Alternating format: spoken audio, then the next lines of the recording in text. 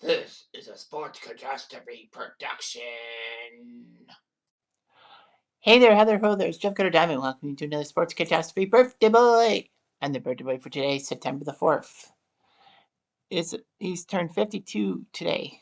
And unfortunately, his birthday was the same day as the great Munich disaster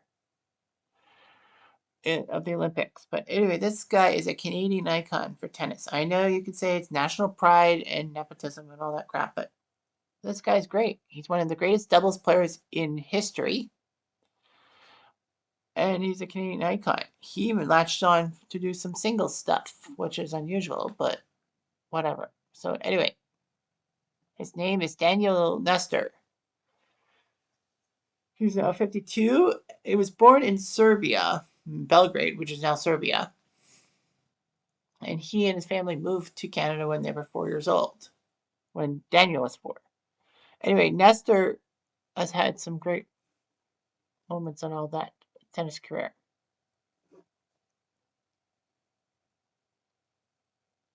So anyway,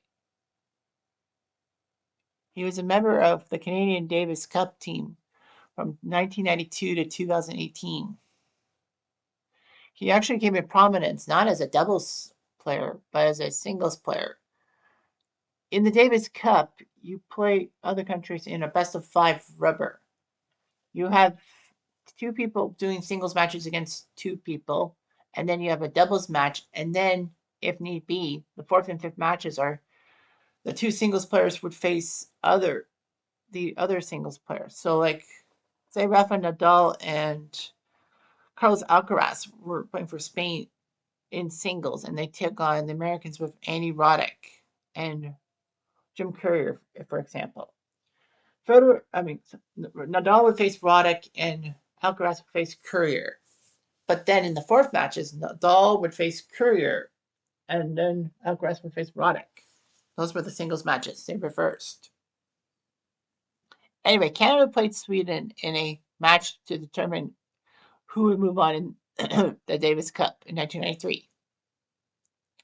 And Daniel Nestor was paired up against Stefan Edberg, who was the world number one.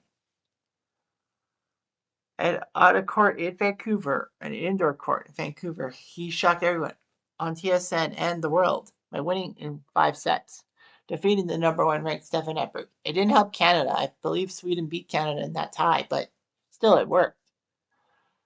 And he was part of the squad in 2013 when Canada got to the semifinals of the Davis Cup, which was amazing.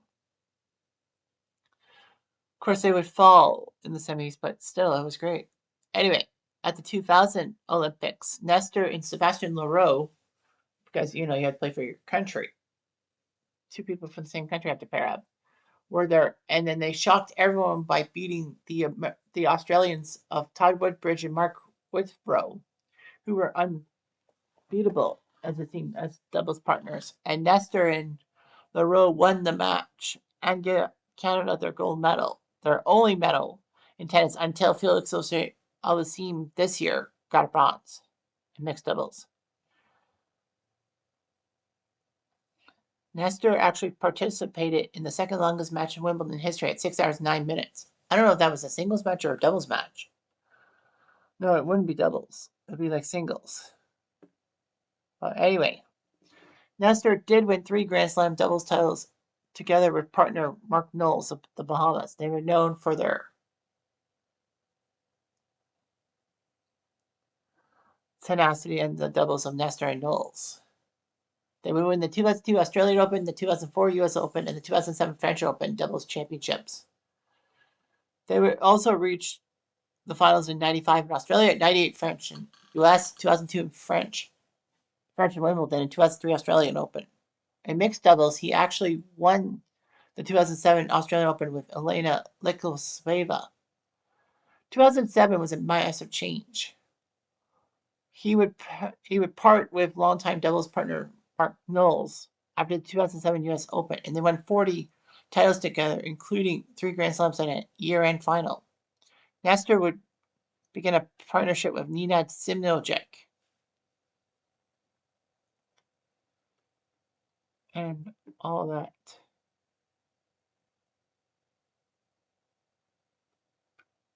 It was weird how Nestor and Knowles actually won a Tennis Masters Cup title together. But anyway, Nestor chose to go with Simo just to take care of the Bryants, Bob and Mike. So anyway, they reached the final of the French Open, losing it. But then they won the Wimbledon doubles over Jonas Berkman and Kevin Ouellette. So Nestor got a Wimbledon title. So he completed a career Grand Slam, winning all 4 majors in doubles. Well, he won the Golden Slam because he also won the Olympics for Canada. 2009, they won Wimbledon again, and then won the French Open in 2010, but split up too. But they ended their partnership with a high note, winning the ATP World Finals.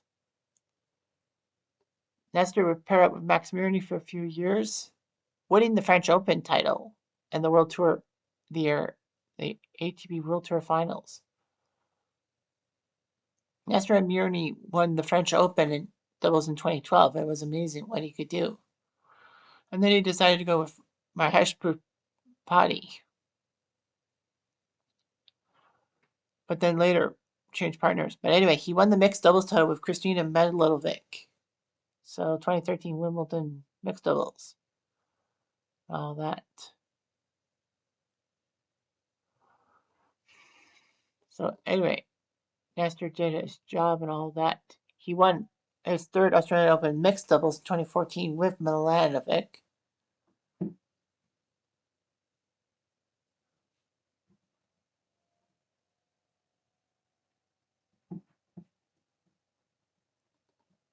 So anyway,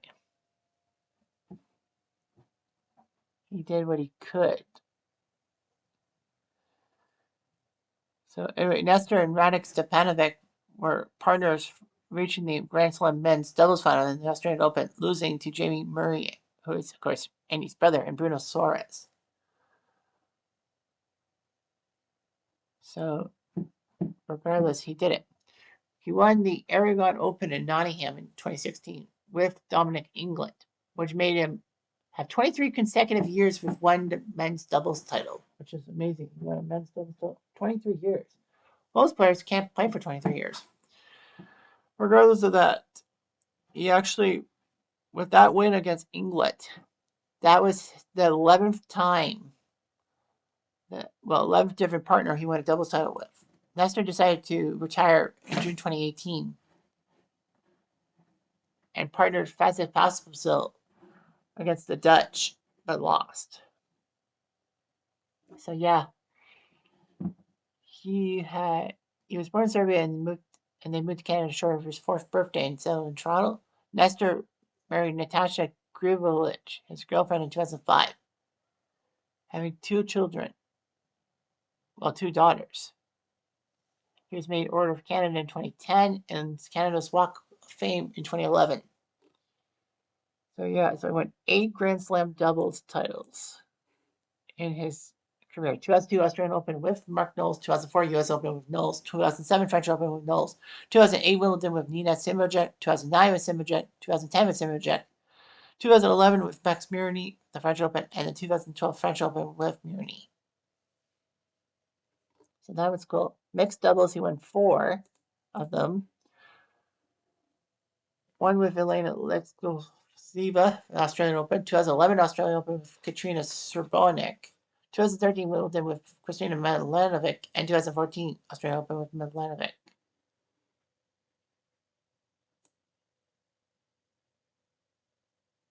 So that was just huge. Yeah, 2009 was huge because they faced the Bryan brothers. And then beat the Bryan brothers in the French Open doubles in 2012. So that was amazing. 28 Masters 1000 doubles tournaments.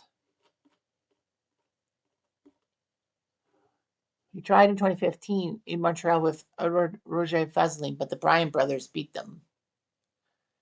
He won twice in Toronto, 2000 with Sebastian Leroux against Josh Eagle and Andrew Florent, and then with Simojek in 2008 doubles, beating the Bryan brothers.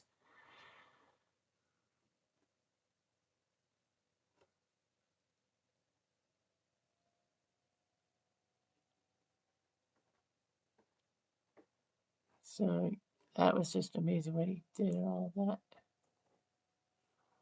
He wasn't much known for his singles. Like, he competed in Grand Slam singles from 92 to 2001.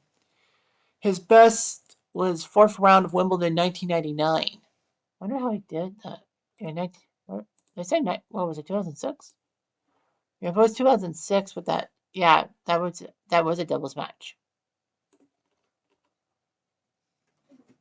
at Wimbledon. That had to be because of the fact that, well, dude. Well, yeah, he beat Stefan Edberg in the Davis Cup thing in '92 against Vancouver in 5 sets, shocking a lot of people. Then he beat Andre Agassi in Indy, and then beat Thomas Muster in the second round of singles in Toronto, and then Thomas Enquist in 1999.